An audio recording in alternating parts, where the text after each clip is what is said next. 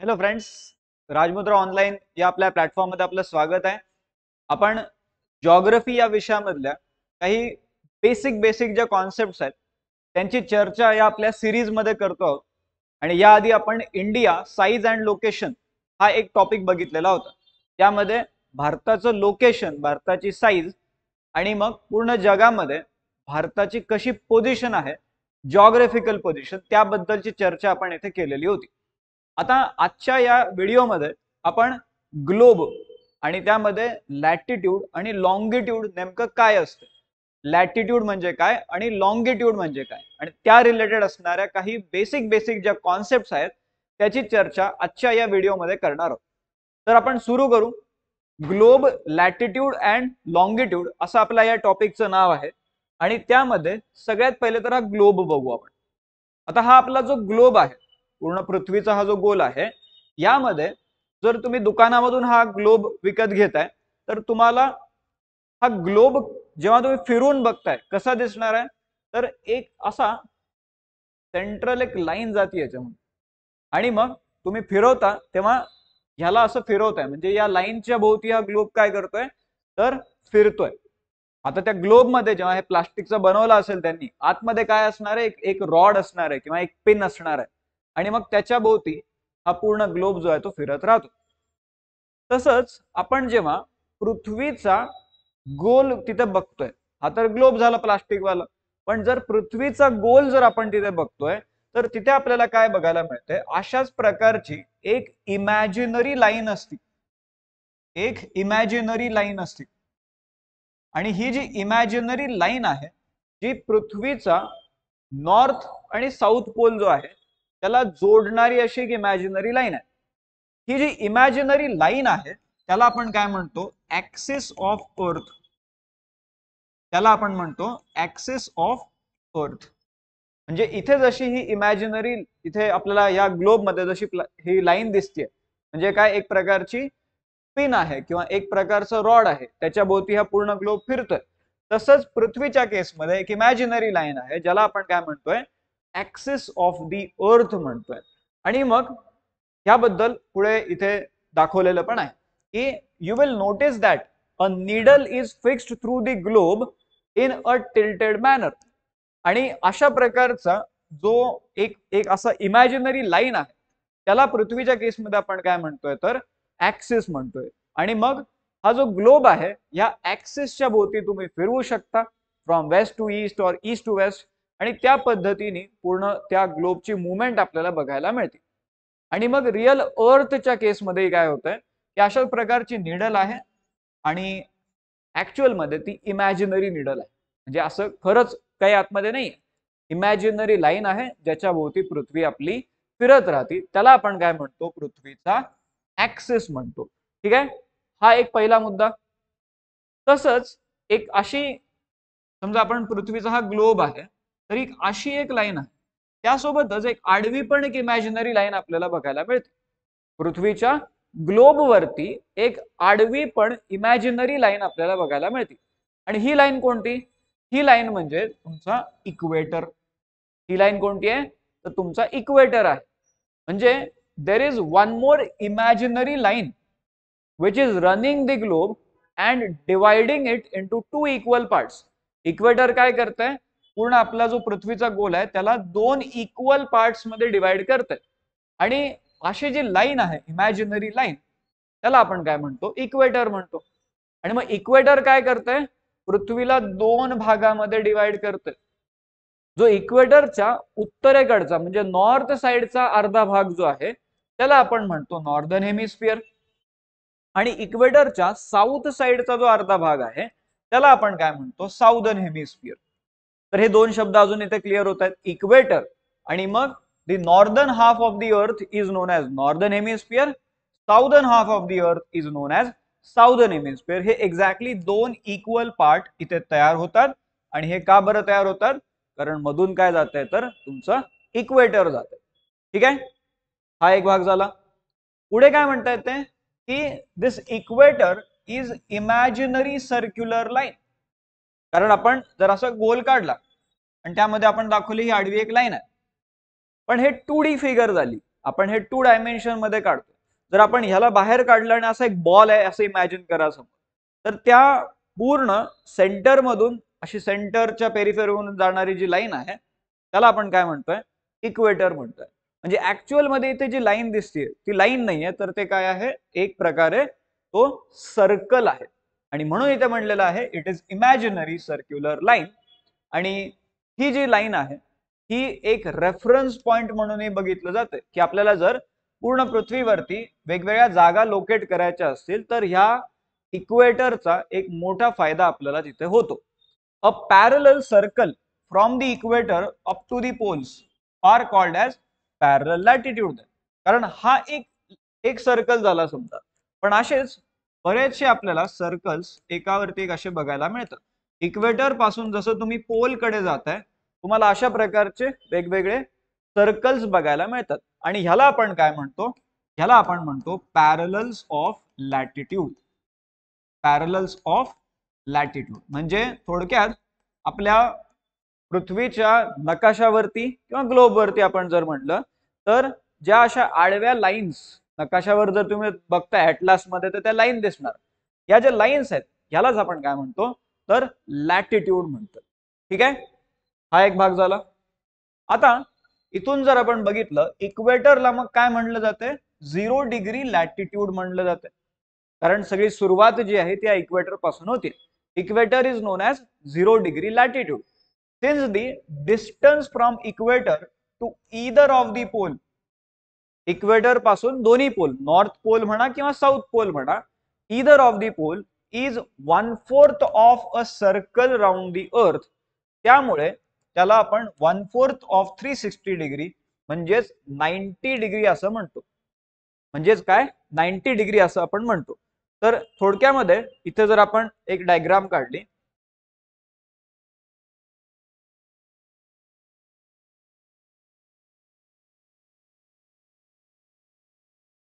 हा एक मी असा सर्कल काढला आणि हा आहे तुमचा 0 डिग्री लाईन. म्हणजे काय, 0 डिग्री लॅटिट्यूडला काय म्हणतो आपण, इक्वेटर म्हणतो. तर हा काय तुमचा इक्वेटर आहे. आता या इक्वेटर पासून समजा हा सेंटर आहे, इथून मी 1 डिग्रीची एक लाईन काढली. तसंच इथे 2, 3, 4 असं करत करत जेव्हा इथपर्यंत आलो मी, इथे किती डिग्री होईल अँगल, 90 डिग्री होईल. पुन्हा इकडे अजून पुढे जर गेलो मी तर 90 नंतर 100, 110, 120, 130 असं करत करत हा जो अँगल होईल हा किती होईल, 270 डिग्री होईल. आणि इथून पुढे अजून कंटिन्यू केलं 280, 90, 310, 320 असं करत करत इथे जर आलो तर हा किती होईल, 360 डिग्री होईल. असं आहे का, चुकलं काही, एकदा सांगा. 90, 270, 360, पण ऍक्च्युअल मध्ये 360 तर इथे आलं पाहिजे होतं. म्हणजे इथे आकडा जो आहे, नीट लक्ष द्या, हा आकडा जो तुम्हाला दिसतोय हा कसा आहे, इथपर्यंत आल्यावरती तुमचं 0, 90 आणि इथे काय असते 180 आणि इथे काय होते 270 आणि पुन्हा इथे आल्यावरती 0 डिग्री आणि त्यालाच तिथे आपण 360 डिग्री पण करू शकतो. म्हणजे एक सर्कल जे कंप्लीट होते ते 360 डिग्रीने होते. म्हणजे जर इक्वेटर पासून वरती गेलो तर हे 90 डिग्री आहे. तसंच इक्वेटर पासून इथून जर खाली गेलो आपण तर हे किती आहे, 270, किंवा आपण इथून जर मोजतोय तर ते 90 डिग्री होणार. म्हणून हा 90 डिग्री साऊथ आणि वरती हा 90 डिग्री नॉर्थ. कळतंय सगळ्यांना. इक्वेटर पासून वर असं गेलो तर 90 डिग्री, असं खाली गेलो तरी 90 डिग्री होते. म्हणजे हे तुम्ही कुठून मोजताय त्याच्यावरती डिपेंड करते. बट द पॉइंट इज की 90 डिग्रीचा जो नॉर्थ लॅटिट्यूड आहे त्याला आपण आपलं काय म्हणतोय मग, नॉर्थ पोल म्हणतोय. आणि 90 डिग्रीचा जो साऊथ लॅटिट्यूड आहे त्याला आपण काय म्हणतोय, साऊथ पोल म्हणतोय. ठीक आहे. म्हणजे इक्वेटर झाला तुमचा 0 डिग्रीचा लॅटिट्यूड, त्यानंतर नॉर्थ पोल झाला 90 डिग्री नॉर्थ वाला लॅटिट्यूड आणि साऊथ पोल झाला 90 डिग्री साऊथ वाला लॅटिट्यूड. ठीक आहे. तो हा एक पॉइंट झाला. As such all the parallels north of the equator, शब्द महत्वाचे आहेत की सगळे जे पॅरलल लाईन्स आहेत इक्वेटरच्या नॉर्थ साइडला त्याला मग आपण म्हणतो north latitude and all the parallels south of the equator are known as south latitude. ठीक आहे, म्हणजे आपण नॉर्दर्न हेमिस्फिअर बघितलं, साऊदर्न हेमिस्फिअर बघितलं, इक्वेटर बघितला, नॉर्थ पोल, साऊथ पोल, आणि मग त्या रिलेटेड हे शब्द नॉर्थ लॅटिट्यूड आणि साऊथ लॅटिट्यूड. ठीक आहे, पुढे चालू आता. Some important parallels of latitude. काही असे नाव आहेत की जे आपल्याला बाय डिफॉल्ट माहिती असणं गरजेचं आहे की कोणते कोणते महत्वाचे लॅटिट्यूड आहे. इक्वेटर एक आपण बघितलेलं आहे 0 डिग्री, नॉर्थ पोल आपण म्हणलंय 90 डिग्री नॉर्थ आहे, आणि साऊथ पोल जो आहे, साऊथ पोल हा किती आहे तर 90 डिग्री साऊथ आहे. पण यासोबतच अजून काही महत्वाचे लॅटिट्यूड्स आहेत की जे तुम्हाला माहिती पाहिजे. तसं पहिला आहे tropic of cancer. Tropic of cancer हा 23.5 डिग्री नॉर्थ या लॅटिट्यूड वरती ही त्याची व्हॅल्यू आपण बघतोय. ट्रॉपिक ऑफ कॅन्सर हा कुठे आहे, नॉर्दर्न हेमिस्फिअर मध्ये आहे. दुसरा लॅटिट्यूड आहे ट्रॉपिक ऑफ कॅप्रिकॉन. ट्रॉपिक ऑफ कॅप्रिकॉन हा कुठे आहे 23.5 डिग्री साऊथ, आणि हा कुठे येतोय तर साऊदर्न हेमिस्फिअर मध्ये येतोय. नंतर आर्क्टिक सर्कल. आर्क्टिक सर्कल म्हणजे 66.5 डिग्री नॉर्थ, 66 डिग्री नॉर्थ, आणि हे इक्वेटरच्या नॉर्थ साइडला 66 डिग्री. आणि त्यानंतर अंटार्क्टिक सर्कल हे कुठे आहे 66 डिग्री साऊथ ऑफ इक्वेटर. तर हे 4 लॅटिट्यूड्स महत्वाचे, tropic of cancer, tropic of capricorn, त्यानंतर आर्क्टिक सर्कल आणि अंटार्क्टिक सर्कल. इथे तुम्हाला या फोटोमध्ये इथे दाखवलेलं आहे. पहिलं काय आहे इथे इक्वेटर, हे बघा इक्वेटर दिसतंय 0 डिग्री वाली लाईन. त्यानंतर 23.5 डिग्री नॉर्थ, इथे आपल्याला ही पूर्ण ट्रॉपिक ऑफ कॅन्सर बघायला मिळते. आणि तसंच खाली आलो 23.5 डिग्री साऊथ, इथे ट्रॉपिक ऑफ कॅप्रिकॉन आपल्याला बघायला मिळते. अजून थोडे इकडे वरती आलो तर हा जो भाग आहे आर्क्टिक सर्कल किती 66 डिग्री नॉर्थ, आणि अंटार्क्टिक सर्कल किती 66 डिग्री साऊथ. आणि मग शेवटी इथे 90 डिग्री नॉर्थ हा येणार नॉर्थ पोल, आणि खाली 90 डिग्री साऊथ हा येणार साऊथ पोल. ठीक आहे, हा एक भाग झाला. इथे या डायग्राम मध्ये काही नावं बघायला मिळतात. तसा हा जो भाग आहे ट्रॉपिक ऑफ कॅन्सर आणि ट्रॉपिक ऑफ कॅप्रिकॉन याच्या मधला हा जो भाग आहे याला आपण टॉरिड झोन किंवा अजून एक नाव जे येते ट्रॉपिकल झोन असं देखील म्हणतो. हा जो भाग आहे याला ट्रॉपिकल झोन, आणि त्यातल्या त्यात जो हा पूर्ण मधला भाग आहे त्याला टॉरिड झोन देखील म्हटलं जातं. तर ट्रॉपिकल झोन का, कारण 2 ट्रॉपिकच्या मधला भाग आहे. याचं वैशिष्ट्य काय की इथे सूर्याची किरण जी आहे ती लंबरूप पडतात, त्यामुळे तापमान जे आहे ते या भागामध्ये जास्त राहते. इथून जर वरती आलो आपण ट्रॉपिक ऑफ कॅन्सर आणि आर्क्टिक सर्कलच्या मधला भाग, त्याला काय म्हटलं जाते नॉर्थ टेम्परेट झोन असं म्हटलं जाते. आणि ट्रॉपिक ऑफ कॅप्रिकॉन आणि अंटार्क्टिक सर्कल याच्या मधला भाग त्याला साऊथ टेम्परेट झोन असं म्हटलं जातं. अजून जर वरती गेलो आपण तर या अंटार्क्टिक सर्कल आणि नॉर्थ पोलच्या मधला जो भाग आहे त्याला फ्रिजिड झोन, कारण एकदम थंड इथे कंडिशन्स आहेत त्यामुळे त्याला फ्रिजिड झोन म्हणतात.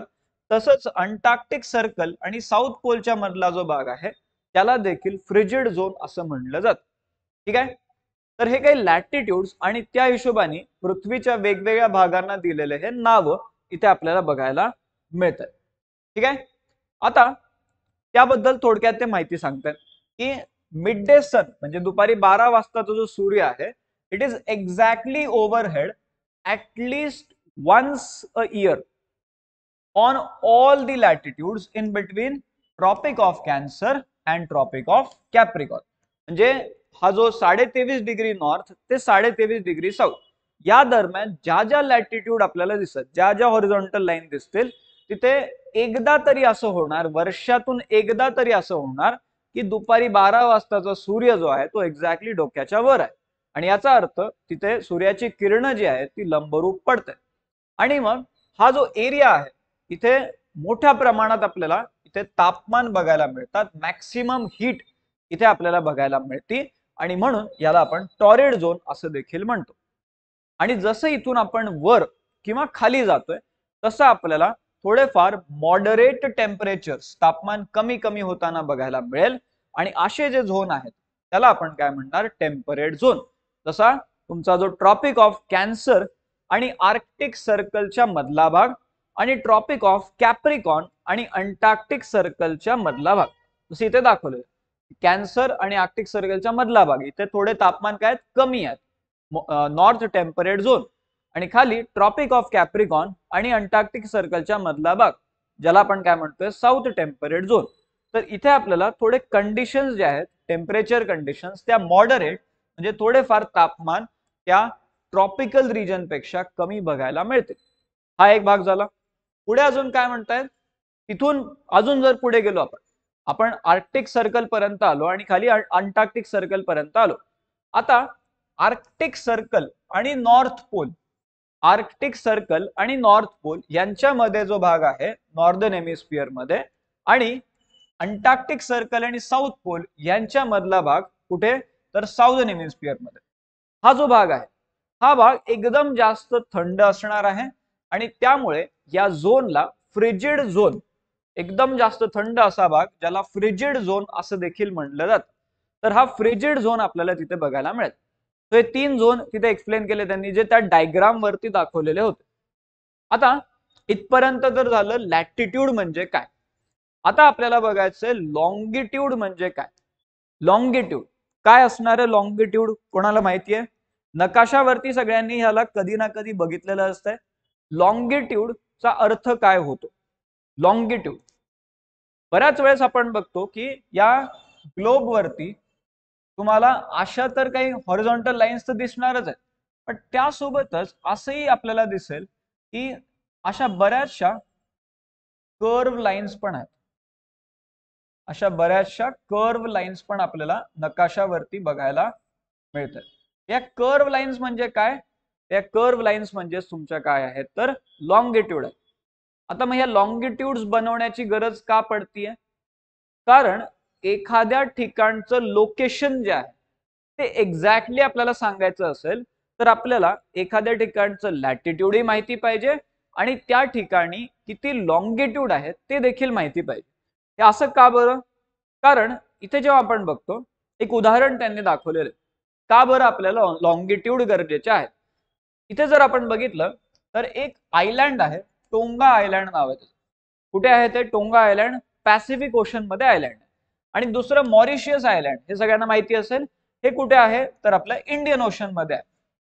आता हे दोन्ही आयलँड वेगवेगळ्या ठिकाणी आहेत.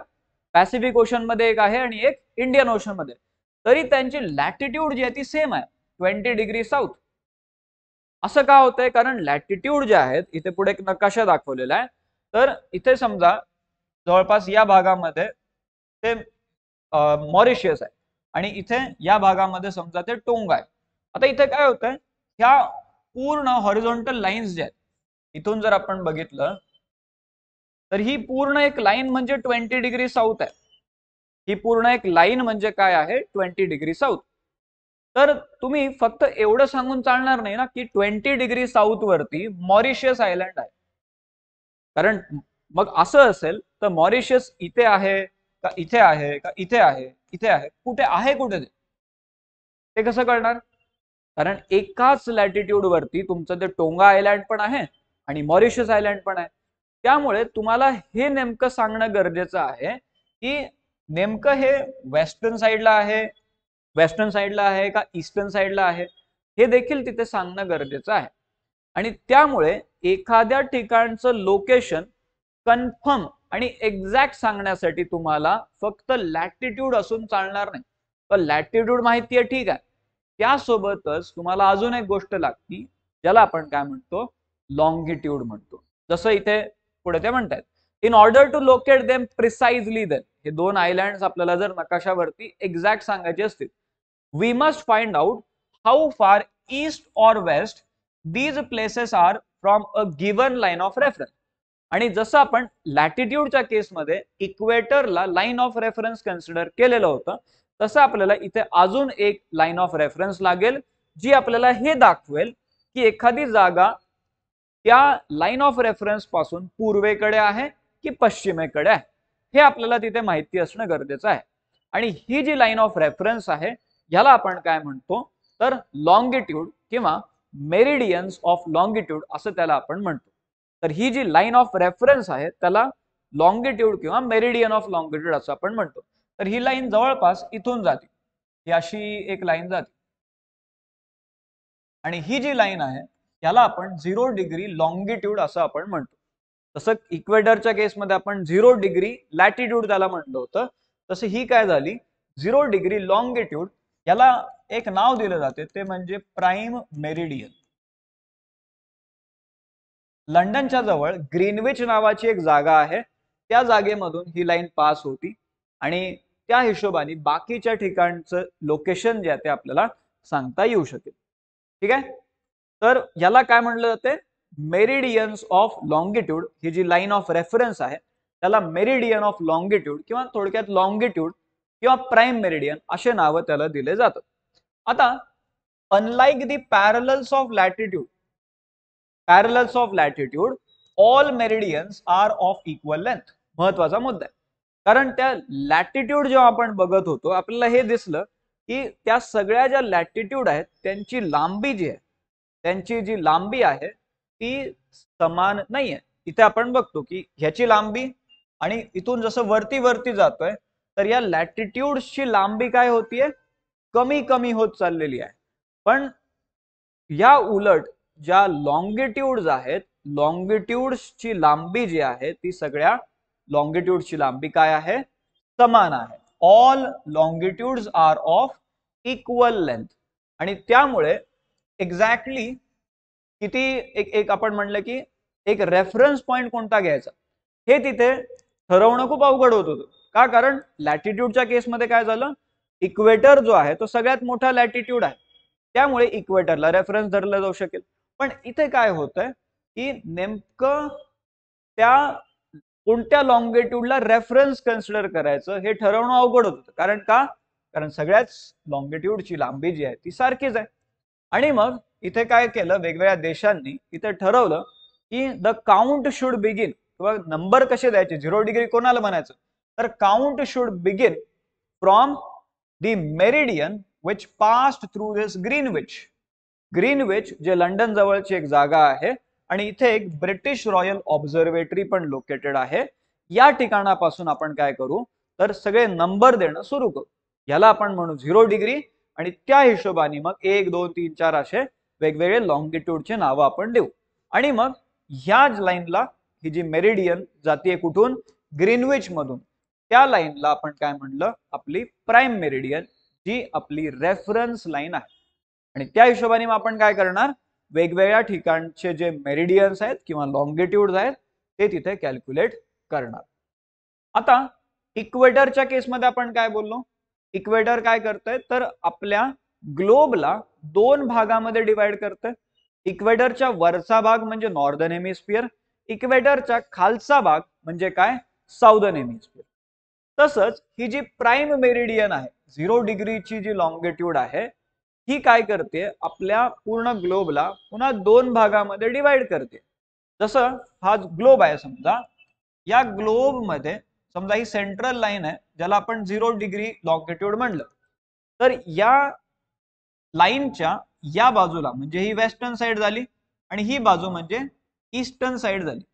तर इथे आपण बघतोय की हा अर्धा भाग आणि हा अर्धा भाग, या अर्ध्या भागाला काय म्हणतात, वेस्टर्न हेमिस्फियर, आणि या अर्ध्या भागाला काय म्हणतात, ईस्टर्न हेमिस्फियर. म्हणजे इथे 2 भाग झाले. ते पुढे इथे सांगणार आहेत ते की its value is 0 degree longitude, its value is 0 degree longitude. आणि मग इथून आपण काय करतो, 180 डिग्री ईस्ट डायरेक्शनला आणि 180 डिग्री वेस्ट डायरेक्शनला आपण वेगवेगळ्या लॉंगिट्यूड काउंट करतो. म्हणजे इथून जर आपण बघितलं या 0 डिग्री पासून, समजा तो ग्लोब आहे पृथ्वीचा, तिथून जर तुम्ही बघितलं तर 0 डिग्री 1 2 3 4 असं करत करत 180 डिग्री, आणि दुसऱ्या बाजूला 1 2 3 4 असं करत करत 180 डिग्री. म्हणजे इथून समोर एक लाईन आणि त्याच्या एक्झॅक्ट मागे एक लाईन जी 180 डिग्री वाली लॉंगिट्यूड आहे. तर अशा पद्धतीने आपण काय करतो, त्याला काउंट करतो. आणि मग इथून काय होतंय, आपल्या पृथ्वीचे एक्झॅक्ट 2 भाग इथे आपल्याला दिसतात. एक म्हणजे ईस्टर्न हेमिस्फियर आणि दुसरा म्हणजे वेस्टर्न हेमिस्फियर. जस्ट इमॅजिन की तो एक आधी यायचा ना स्टंपरचा बॉल, जो ग्रिप वाला रबरचा बॉल असायचा, क्रिकेट खेळायचो आपण. तर तो बॉल एक इमॅजिन करा की त्याच्या ग्रिपच्या एका बाजूला असा बॉल तुम्ही पकडलाय, ग्रिप समोर आहे अशी, मागच्या बाजूला म्हणजे जी माझ्या बाजूला इथे दिसतेय ती झाली 0 डिग्रीची लॉंगिट्यूड, आणि मग तुमच्या बाजूला जी दिसते ती झाली 180 डिग्रीची लॉंगिट्यूड. म्हणजे त्या ग्रिप पासून इकडून जर आपण मोजत आलो 0 डिग्री, 1 2 3 4 असं करत करत आपण 180 डिग्री पर्यंत असं पोहोचलो. दुसऱ्या केसमध्ये इकडून 1 2 3 4 असं करत करत 180 डिग्री पर्यंत आपण पोहोचलो. आता तो बॉल आहे 360 डिग्री टोटल सर्कल असणार तो, आणि त्यामुळे इकडून 180 डिग्री होईल, इकडून 180 डिग्री होईल, असं तिथे 360 डिग्री. आणि मग त्या ग्रिपच्या एका बाजूला अर्धा भाग म्हणजे ईस्टर्न हेमिस्फिअर आणि दुसऱ्या बाजूचा अर्धा भाग म्हणजे काय, वेस्टर्न हेमिस्फिअर. तर असे दोन भाग इथे होतात. पुढे काय म्हणतात ते, it is however interesting to note that 180 degree east and 180 degree west meridians are nothing but the same line. हे आपल्याला त्या बॉलचं ग्रिप जर तुम्ही बघितली तर त्यावरून लक्षात येईल की इथून फिरत आलो आपण, 0 डिग्री समोर होतं, फिरत आलो तरी त्या ग्रिप पर्यंत पोहोचतोय, इकडून फिरत आलो तरी तिथंच पोहोचतोय. म्हणजे टोटल 180 डिग्री ईस्ट आणि 180 डिग्री वेस्ट या दोन्ही लाईन्स वेगवेगळ्या जरी वाटत असल्या तरी त्या कशा आहेत, त्या सेम आहेत. These are the same line. ठीक आहे, हा एक मुद्दा झाला. पुढे लॉंगिट्यूड अँड टाइम. एखाद्या ठिकाणचं टाइम कसा कॅल्क्युलेट करणार. लॉंगिट्यूड जर माहिती असेल तर एखाद्या ठिकाणचा टाइम जो आहे तो आपल्याला कसा कॅल्क्युलेट करता येतो. तर एकतर टाइम कसा कॅल्क्युलेट करतो आपण, तर एखाद्या भागामध्ये सूर्याची किरण जर पडत असली तर त्याला दिवस म्हणतो, पडत नसली तर त्याला रात्र म्हणतो. हा एक भाग झाला. Also the local time can be reckoned by, म्हणजे तो कसा आपण तिथे ठरवू शकतो. It is reckoned by the shadow which is cast by the sun and which is shortest at the noon. म्हणजे दुपारी 12च्या दरम्यान ही सावली जी सूर्याच्या किरणांमुळे पडतीये ती सगळ्यात छोटी असेल, आणि जेव्हा सनराईज आणि सनसेट होतोय त्यावेळेस ही सावली जी आहे ती सगळ्यात लांब असेल. हा एक मुद्दा इथे महत्वाचा आहे. आणि इंडियामध्ये आपण मग काय म्हणतो की ही लोकल टाइम जर कॅल्क्युलेट करायला गेलो आपण तर आपल्याला हे दिसेल की इंडियाचे जे दोन एक्स्ट्रीम टोक आहेत, एका बाजूला आपण जर म्हटलं द्वारका, गुजरातच्या कोस्ट पाशी तिकडे द्वारका गुजरातमध्ये, आणि आसाममध्ये दिब्रुगड नावाचं एक ठिकाण.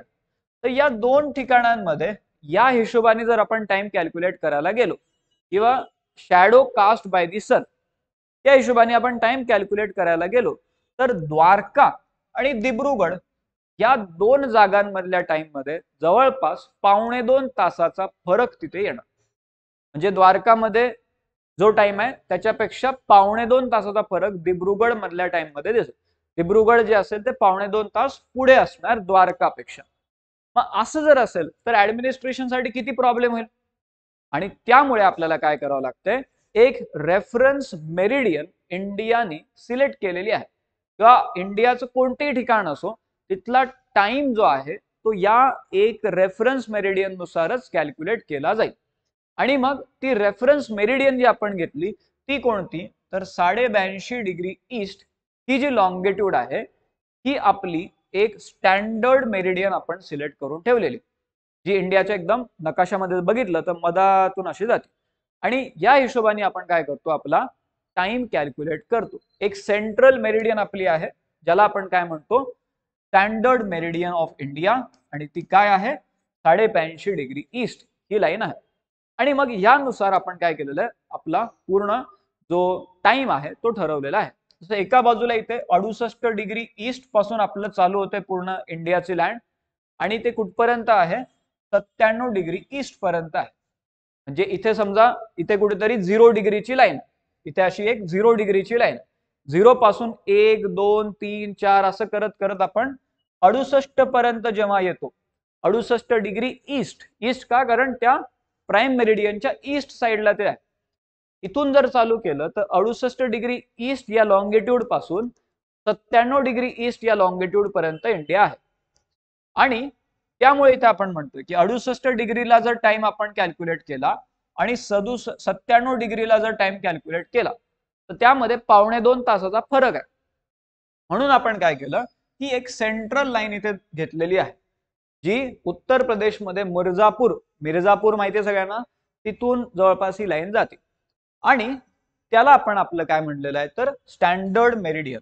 आणि मग या 82.5 डिग्री ईस्ट या लॉंगिट्यूड पासून जो टाइम आपल्याला भेटतो त्याला आपण म्हणतो IST, म्हणजे काय, इंडियन स्टँडर्ड टाइम. याला काय म्हणतो आपण, इंडियन स्टँडर्ड टाइम असं आपण तिथे म्हणतो. ठीक आहे. आता एक एक लास्ट पॉइंट बघू आणि मग इथं थांबू आपण.